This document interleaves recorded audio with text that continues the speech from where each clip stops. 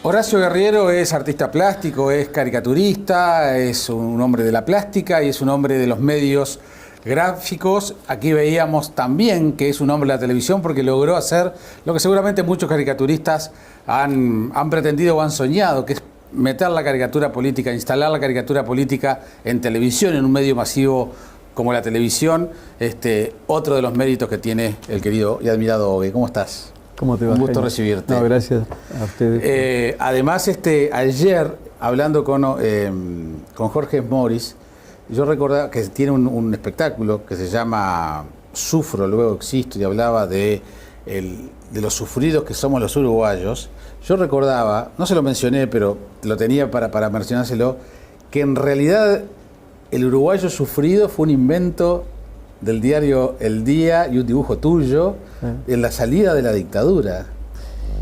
Sí, faltaban unos meses, digamos, estábamos en dictadura todavía y el diario quería tener un personaje que representara al ciudadano uruguayo, sufrido ciudadano uruguayo. Y fue muy interesante, yo había hecho mi trabajo, me había ido para mi casa, me llaman, me dicen, vení que hay algo urgente. Y surgió, o sea, inventé el personaje rápidamente, ¿no? O sea, fue esas situaciones porque querían salir al otro día. Y bueno, y Sufrido estuvo en la primera plana del día durante unos meses. Y bueno, con unas cuartetas maravillosas de Guruyense. Nelson Domínguez. Querido Laco. Exactamente. Y bueno, fue un hecho novedoso, al menos distendido, en esos meses que quedaban, ¿no? Pero cómo se instaló rápidamente, ¿no? Cómo a veces cuando en las redacciones de los medios, en momentos, bueno, siempre se habló de la crisis de la prensa, pero se opta a veces por comenzar ciertos ajustes por el lado de achiquemos fotografía o achiquemos imágenes o saquemos el caricaturista. Muchas veces la caricatura es un género periodístico más, como es la crónica, como es la entrevista, como es el editorial, y lo ves. Y ese personaje, podemos hablar de otras caricaturas, pero ese personaje en aquel momento tuvo, en el corto tiempo que se publicó, un peso importante. La gente iba a ver lo que decía Sufrido porque capaz que decía cosas que no se podían decir de otra manera. Es lo que, en realidad, es lo que el humor hace, ¿no? Pero también recordemos que en ese momento, en ese tiempo, el canto popular tenía una gran efervescencia. Bueno, las revistas Guambia también.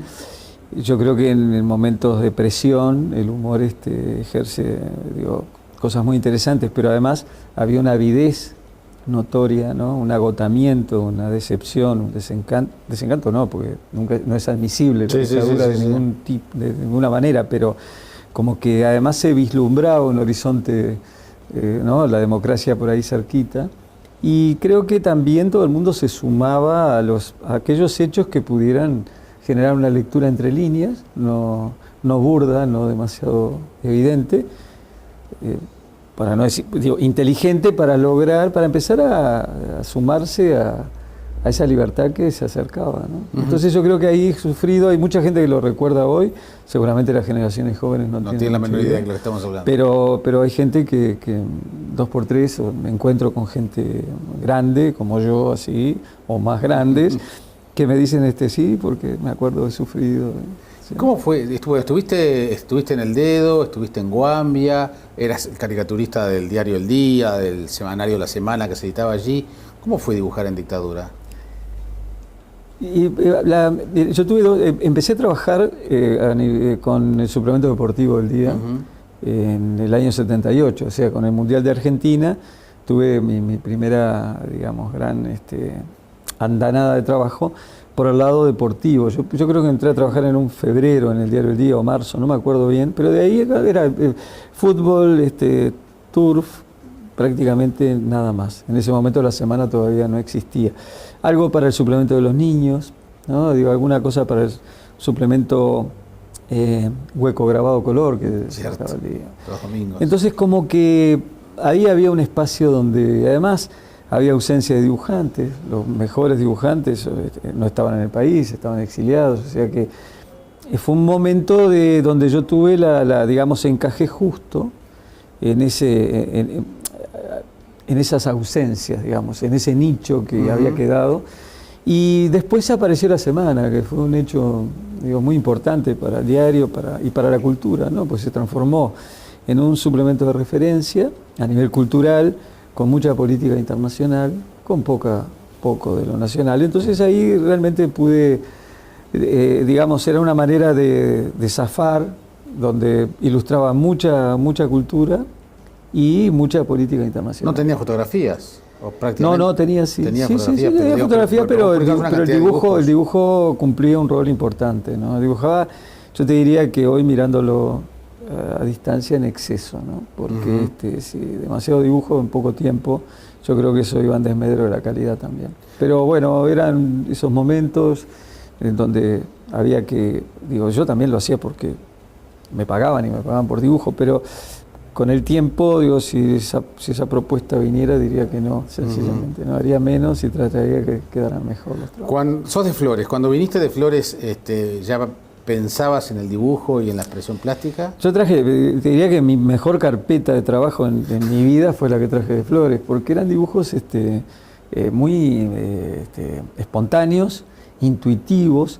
Yo dibujaba pluma, tinta y pluma, o sea, y acuarelas, ecolines, que había descubierto los ecolines. Entonces, esa carpeta tiene un valor referencial, ya no existe esa carpeta, por ahí quedan un par de dibujos, extraordinaria, porque era pura intuición. Y eso fue lo que mostré en el día cuando llegué, ¿no? Que ahí el que me ayudó mucho fue Julio Toyos, que apenas vio la carpeta de trabajo, prácticamente la tomó en sus manos, se la llevó a Lombardo.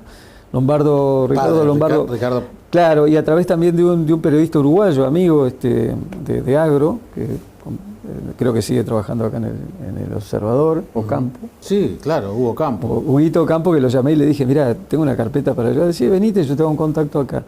Lombardo fue la primera referencia, Toyos, la inmediata. El otro día estaba en un programa de Radio Oriental que tenía Toyos con Croza. O sea que me llegó enseguida, o sea, fue una cosa muy rara.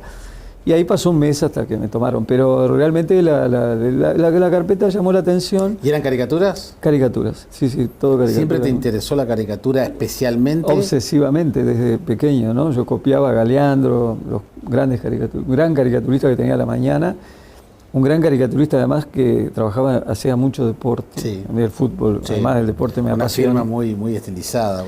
Edgardo Sabaté también, que me gustaba mucho, pero que era más bien un retratista.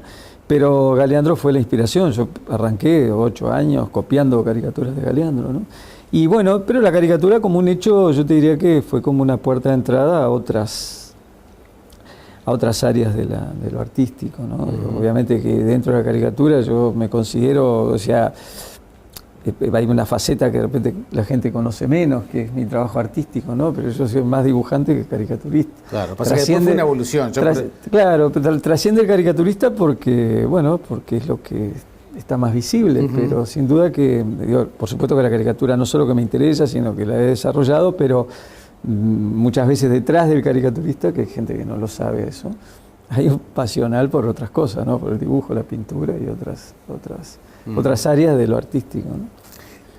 La caricatura como género periodístico con un gran componente del humor, y ahí me meto en el tema de las revistas también, porque aquella generación con El Dedo, con Guambia, con otras revistas que había, me acuerdo que había una que se llamaba La Gaceta del Morbo, El Carlán, con la que estaba Horacio Campodónico, en fin, otras revistas. Fue una época muy fermental, ¿no? Fuera la época de los semanarios, claro, ¿no? Claro. Ahí había lugares donde justamente... Yo creo que se dieron varias circunstancias. Había mucha publicación que estaba un día y cerraba, ¿no? Sí, también eso. Pero ¿verdad? también los dibujantes, como se abría nuevamente otra, iban como en un esquema de rotación. Había lo que no existe hoy, es increíble, ¿no? Hoy estamos en democracia y es difícil encontrar un medio gráfico para trabajar. Y había mucho medio gráfico que además apelaba al humor como elemento. si algo molestaba, si algo molesta a los que ejercen y ejercen muchas veces mal el poder, es el humor. Por lo tanto, el humor incomodaba, pero era difícil también de eliminar, ¿no? Y más cuando el humor se hace sutil, se hace ese humor entre líneas que te obliga a pensar un poquito, ¿no? Que es el que yo prefiero, ¿no? Digo, el que prefiero leer y el que prefiero en lo posible ejercer a través del trabajo. Y bueno, por eso también creo que había también del otro lado, o sea, del lado de todos nosotros, había una avidez por descubrir esas instancias, por ver qué había detrás de un dibujo, de una frase, de una palabra, el doble sentido, ¿no?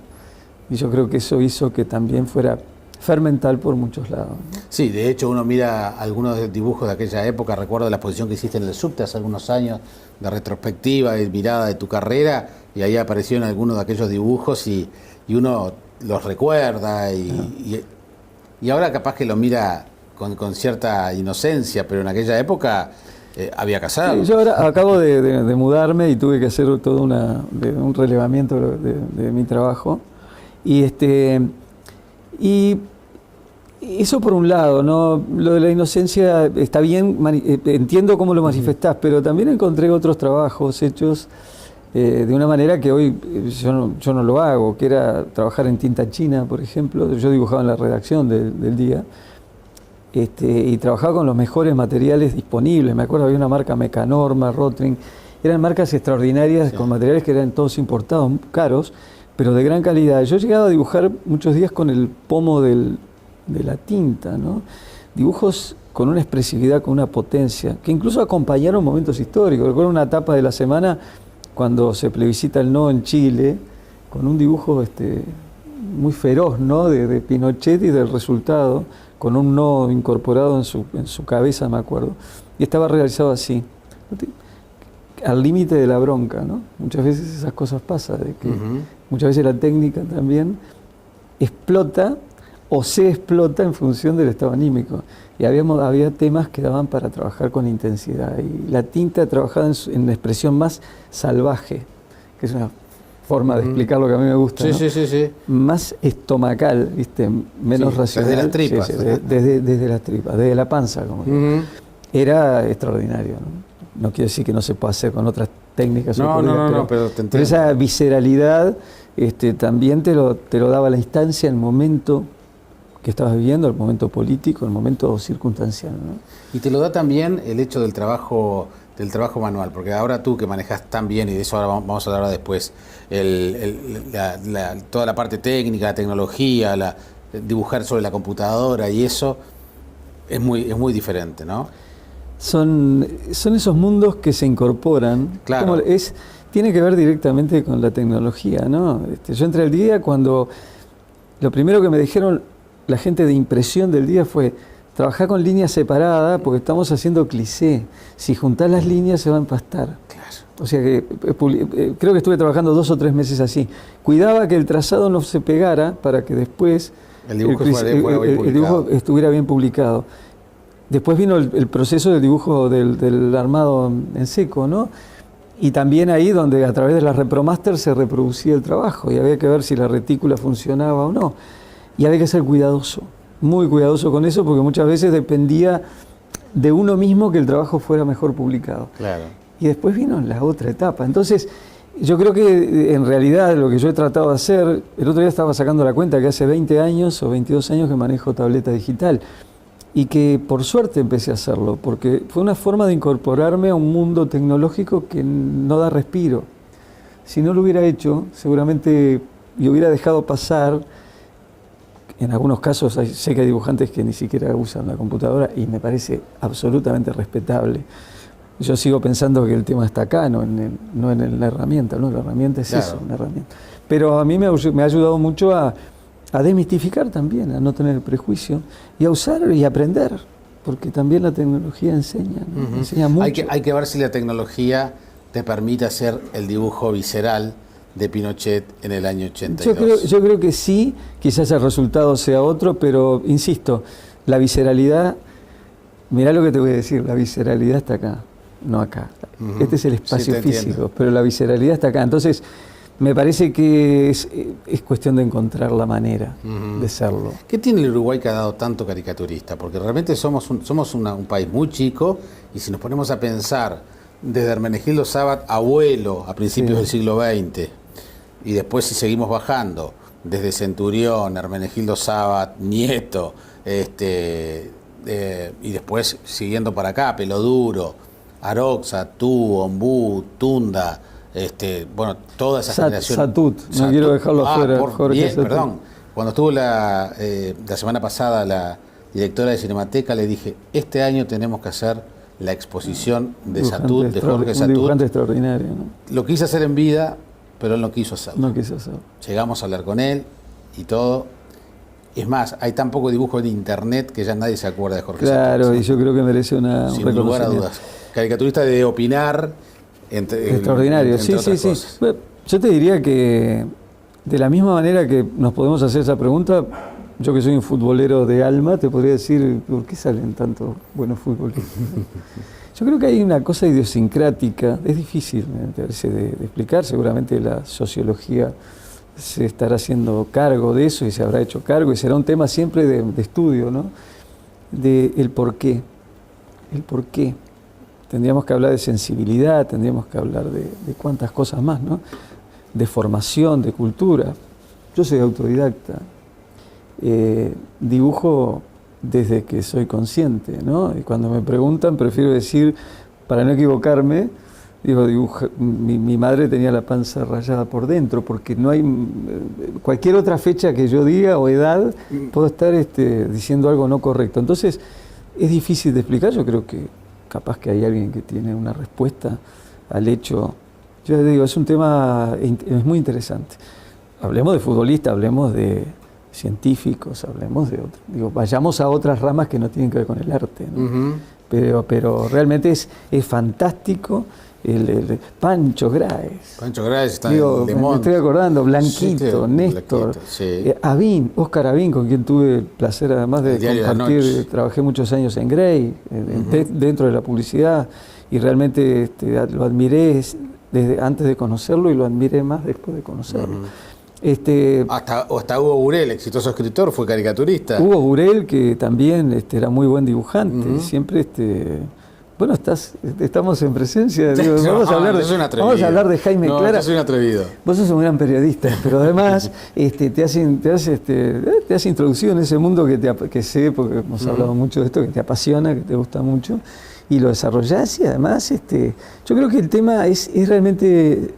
No tengo una respuesta, pero me parece que habría que indagar un poco. Sobre todo porque me parece que es importante, y ahora vamos a ver algunos de tus dibujos también, pero es importante porque la complicidad de la gente, o sea, tenemos un público, había un hábito de lectura de diarios, siempre hemos escuchado que nuestros padres compraban hasta 2 y 3 diarios por día, claro.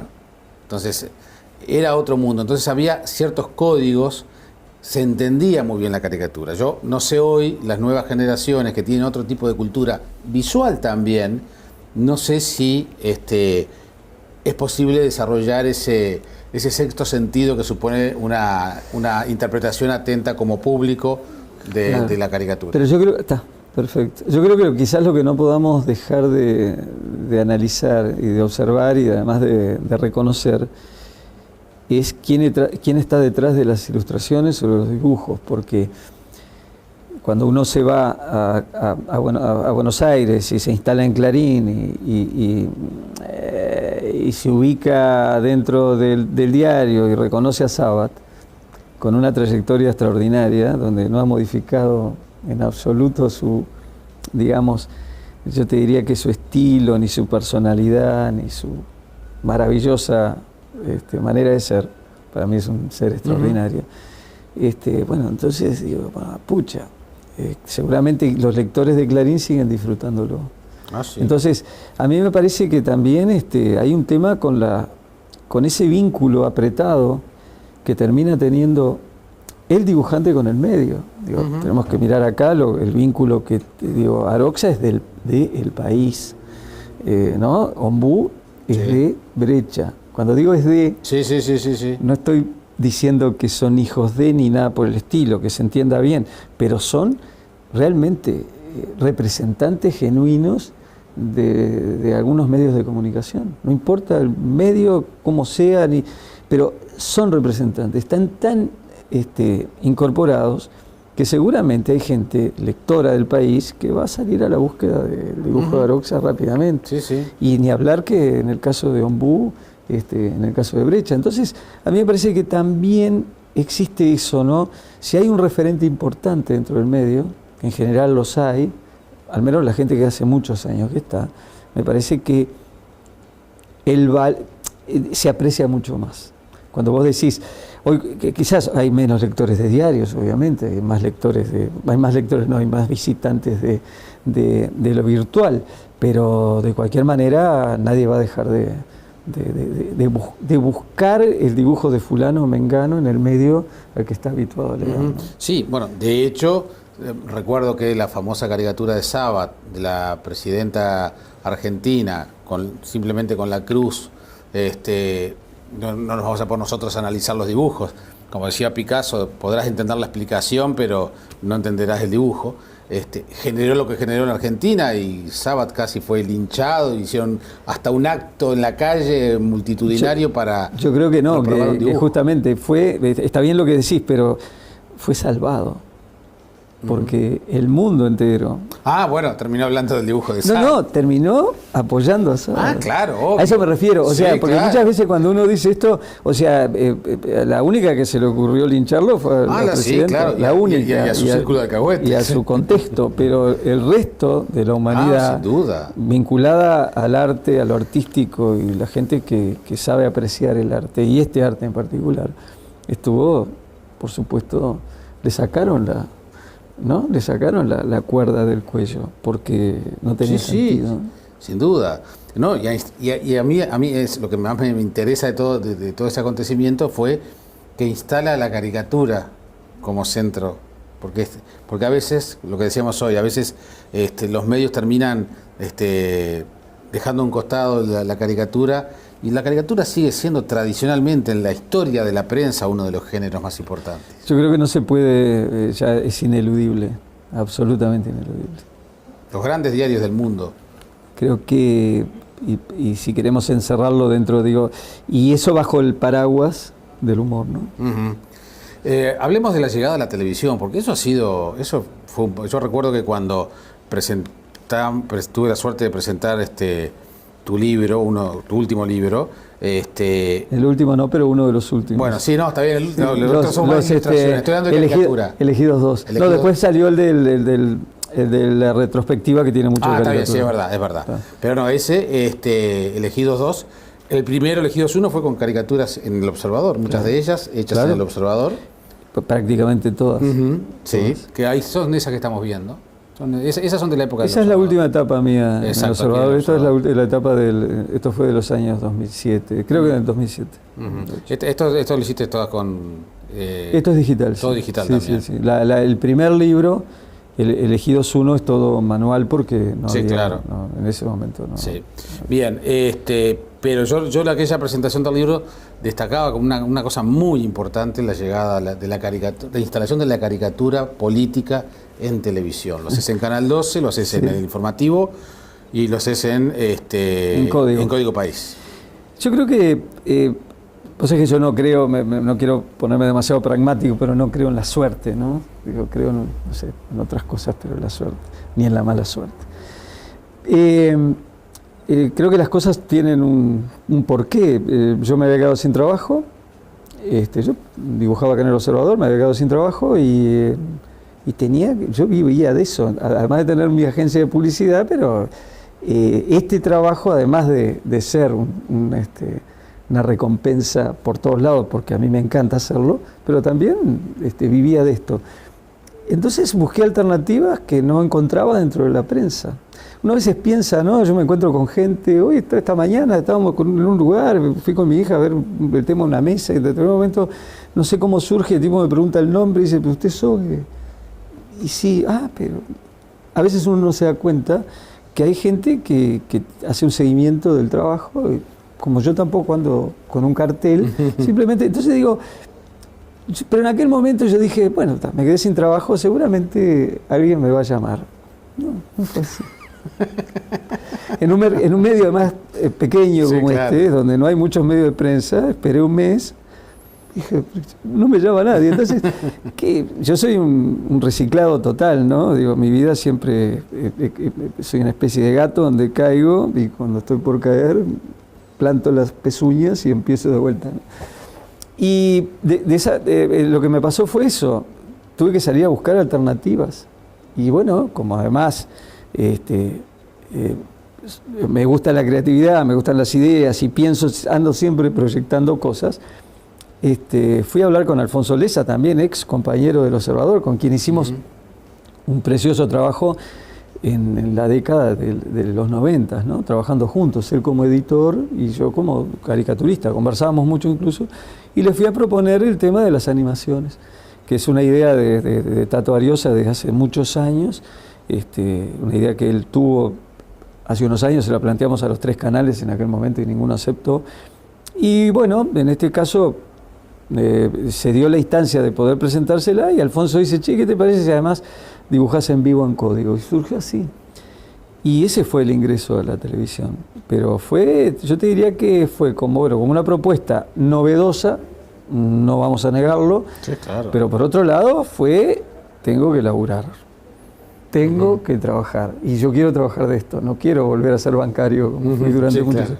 Y esa fue la razón. Y claro, sin dudas que la tele te abre un espectro increíble, ¿no? Te ven, digo, no sé cuántos ejemplares vendía un diario en ese momento, estoy hablando del 2008, 2009, y cuántos ejemplares vende un diario hoy, no me interesa, pero sí sé la gente que mira un programa de televisión porque se mide por punto de rating, y es abismal la diferencia. Sí, no, eso sin duda. Entonces, yo creo que desde ese ángulo me ayudó mucho a que mucha gente conociera al dibujante que no conocían. Y ahí se potencia un poco más la versión OVE, ¿no? Que es esa cosa, esa dicotomía que tengo yo entre el caricaturista y el caricaturista y Guerriero en su momento era el artista claro, plástico. el artista plástico o el que sigue haciendo cosas a ese nivel, pero que esa tarea se ve como no bloqueada, pero sí mucho menos visible que la del otro, ¿no? Ahí estamos viendo algunas de las animaciones, pero es muy interesante porque la formación de un dibujante de prensa es un dibujo en un cuadro o en una secuencia mínima, plantear rápidamente un concepto. Pero aquí en un minuto 15 segundos, que es más o menos lo que duran las animaciones, un minuto, hay que contar una historia, Horacio, y bueno, también era todo un desafío eso, para hacerlo más televisivamente, el uso, esta vez de las primeras también, el tema. El primer año, sí, es la última cuando Mujica gana la selección. Tenemos otras y las vamos a ir viendo, pero también el tema de la animación supone otro, no digo otro lenguaje, pero sí otro armado de las historias. Me obligó a reaprender, claro. Que es una cosa que yo estoy todo el tiempo justamente intentando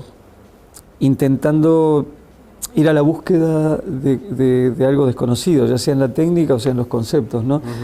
Me obligó a hacer un giro mayúsculo en mi cabeza. Primero, en la parte técnica, el dibujo que yo estaba haciendo para diario no tenía mucha cabida acá. Claro. ¿Me explico? El detalle, porque acá yo no soy animador, además yo no animo. Simplemente tuve que aprender, además, me tuvieron que explicar y muy generosamente quienes animaban, desde Tato primero y bueno, con todos los compañeros que trabajé después, que me tuvieron que ir explicando cómo funciona esto y cómo se trabaja, porque yo genero la idea y después hago la separación de rasgos, ¿no? Pero todo eso le tiene que llegar razonablemente prolijo al animador, cosa que no me pasó el primer año, porque el pobre Tato se ligó la peor etapa, pues yo tuve que ir aprendiendo sobre la marcha. Pero, ¿qué pasa con eso? Que también me ha dado mucha satisfacción, porque primero saber que puedo, que puedo girar, que puedo rotar, que puedo moverme, que puedo ser flexible, que no me quedo estático en una técnica o en una disciplina o en una manera. Y lo otro es que también el resultado ha sido buenísimo. La gente lo ve, los comentarios del Facebook, hay como unos seguidores que están esperando que salga. Son pocos, ¿no? Pero igual no importa. Pero... Que después te llaman y te escriben y te dicen, che, bien, entendí, no entendí. No importa, me gustó, no me gustó. Pero yo creo que se ha generado una comunicación con la gente distinta, ¿no? Diferente. Sí. No, porque inclusive uno tiene que pensar en esto, que tenés que hacer un dibujito para... O sea, ahí veíamos a la perra Manuela moviendo la colita, digamos, y eso es... En un dibujo de prensa es...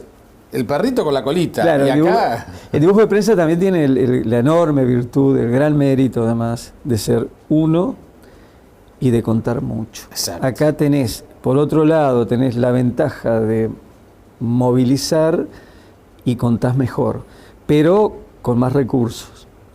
Por eso yo sigo siendo muy hincha del dibujo de prensa. El dibujo de prensa es una imagen, es la que impacta, es la de Sabat que vos decís, pero es la de millones, que es una sola cosa que impactó, que dolió, que molestó, que generó diversión, que generó sonrisa, que generó bronca, pero es eso. Y esa comunicación, estoy hablando de la caricatura que no tiene globo, ¿no? Claro, no que es tiene la que yo ejerzo, la que me gusta. Eso no hay con qué darle eso. ¿Y qué pasa con la caricatura en vivo en un programa como Código País, que se la terminás dando a la víctima? Y eso es especial para mí, porque yo soy un pasional y además soy un adrenalínico total.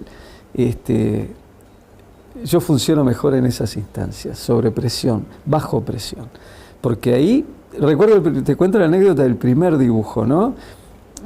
En vivo se salía en las elecciones anteriores, estaba todo pronto, faltaban, yo qué sé, un minuto para empezar el programa, estábamos todos instalados, yo estaba con el mismo soporte que es bárbaro, y tenía apoyado el lápiz en el papel.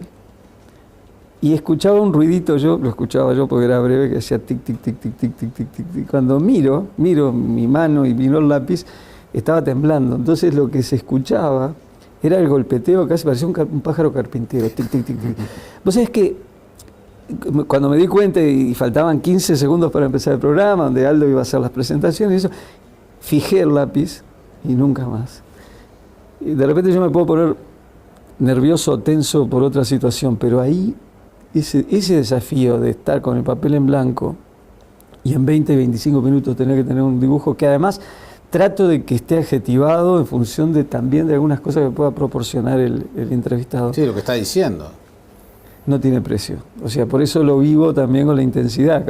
Seguramente no parece porque uno dibuja, pero es un proceso extraordinario. Y bueno, me parece que fue un acierto de Lesa, porque si el dibujo en vivo acá podía ser, en ese momento podía ser una novedad, pero en países europeos como Francia, que tiene una gran cultura, y con una televisión fuerte, hace no sé cuántos años que hay tipos que dibujan en vivo. Entonces, pero para el medio me parece que fue y sigue siendo un hecho llamativo. Que a veces puede causar más impresión o puede generar en el lector o en el poder, como mencionabas hoy, la reacción un poquito más fuerte, un dibujo que una nota escrita.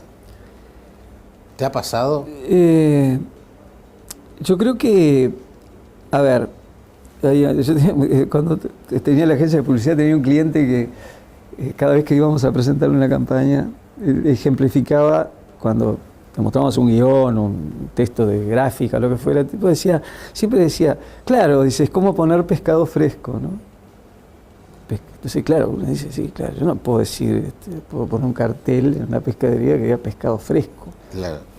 Me parece que es una contradicción espantosa. Sí, ¿no? Yo sí, o sea, entonces voy a buscar, no sé, vengo acá porque en otros lados no es fresco. Entonces, y acá pasa lo mismo. Yo creo que lo emocional, lo visual que te transfiere rápidamente, ¿no? El hecho, la emoción, el compromiso, ¿no? Estamos hablando de un político que está en plena campaña electoral y que seguramente si el dibujo es crítico, puede no gustarle. Y de repente, entre tener que leer porque fulano de tal dijo algo que después no cumplió, haberlo visualizado, que la visualización tiene que ser mucho más sutil, porque eso no se puede explicar con palabras. Por eso hablo del pescado fresco. O sea, tiene que tener el concepto de frescura sin decirlo. Entonces, eso duele. Digo, eso duele y ya no vamos a entrar en tema, pero ya sabemos lo que duele y sabemos lo que ha pasado recientemente. Entonces, yo creo que el impacto que tiene una imagen, no para volver a esa frase tan manida, ¿no? De, bueno, que una imagen vale más que tantas palabras, pero yo creo que tiene un impacto que en determinadas circunstancias, porque vamos a no restarle el valor a las palabras y al sentido que tienen, pero en determinado momento es de una gran contundencia. ¿Y el artista plástico, de alguna manera, quiere no digo hacer olvidar al caricaturista o alejarse, porque en definitiva tiene muchas veces una impronta caricaturesca el dibujo tuyo, la figura humana como centro, a veces exagerada, a veces también hiperrealista, ¿no? También convengamos que es una cosa que es parte de tu sello, ¿no? ¿Cuándo aparece con esa fuerza? ¿Cuándo el artista plástico sale a la cancha a decir, bueno, también no, lo mío no se reduce solo a la prensa? Es que está antes que el caricaturista eso. Está antes. El dibujante, que yo soy esencialmente un dibujante, está antes que el caricaturista. El mundo interior mío, que yo lo empecé a desarrollar a partir del año 82, cuando empecé a ir al taller de Clever Lara, ahí empieza una etapa, digamos, muy fermental a nivel dibujístico, ¿no? Donde tengo la suerte, o estuve en ese momento con un reconocimiento muy fuerte, porque descubrieron un dibujante que al menos hasta ese momento no conocían. Y estamos hablando de que es en paralelo a mi aparición como caricaturista. El tema es que a mí me gustó siempre la caricatura, pero antes de hacer caricatura yo dibujé toda la vida. Por lo tanto, por eso te digo, en esa cosa de prioridades o tratar de encontrar una explicación qué es primero, qué es después, yo creo que lo primero es el dibujante y después aparece el caricaturista. Y hoy por hoy es como una mimetización. Lo que pasa es que yo tengo un mundo interior que desarrollo a través de mi trabajo artístico, plástico, lo voy a decir. Y hay un trabajo de caricatura que es el que me permite vivir. Yo también te diría que si yo pudiera vender mi obra, yo hago una obra que es difícil de vender porque es muy introspectiva, es fuerte, de repente hay gente que dice, no, yo esto no lo colgaría en el libro. Como no dibujo decorativamente, ni pinto decorativamente para nadie porque no me interesa, digo, hago lo que me gusta y si a la gente... Pero no vendo mi obra. Si yo vendiera mi obra seguramente estaba dedicado a la pintura o al dibujo. Claro. Como no ocurre eso, al menos por ahora, siempre soy cauto, ¿no? Digo, capaz que... entonces tengo, no sé, debo tener... Ahora que justamente me mudé, muebles casi no tenía en mi casa. Hice una mudanza con un camión lleno, con obras, embaladas, pinturas, dibujos, una cosa escandalosa y con libros. O sea, está ahí la cosa. Entonces, además tenés cuadros muy grandes, ¿eh? Tengo cuadros grandes, tengo trípticos enormes, tengo cosas chiquitas, tengo miles de dibujos que conservo todavía de originales del día, que realmente para mí tienen un valor inapreciable. Algún día siempre pensaba en hacer una muestra solo apelando a ese tiempo, ¿no? Porque también es una forma de mostrar cómo era hace 30 y pico años atrás. Claro. Con los errores, con los defectos muy grandes. Yo veo cosas que son de una ingenuidad brutal y veo cosas que son mejores de las que hago hoy. Porque ha ocurrido así. El tema de la madurez es relativo. Yo creo que en el tema de la caricatura o lo dibujístico, que hay mucha intuición, ¿no? Cuando trabajás, yo ilustraba muchas cosas para el día que no era caricatura. Ilustraba para afuera cosas, para un diario argentino, Acción, que era un diario cooperativista que sigue existiendo. Trabajé años. Y había caricatura, pero había mucho concepto también metido, ¿no? Ilustración que no era caricatura, que era ilustración. Sí, la ilustración de prensa. De prensa, ¿no? Ilustración editorial. Y hay cosas que son maravillosas. Y yo me digo, ¿y cómo hacía esto yo? Entonces prefiero no preguntarme. ¿Qué hago? Sigo trabajando, porque es la única manera. Sigo haciendo. Y voy a hacer hasta el final.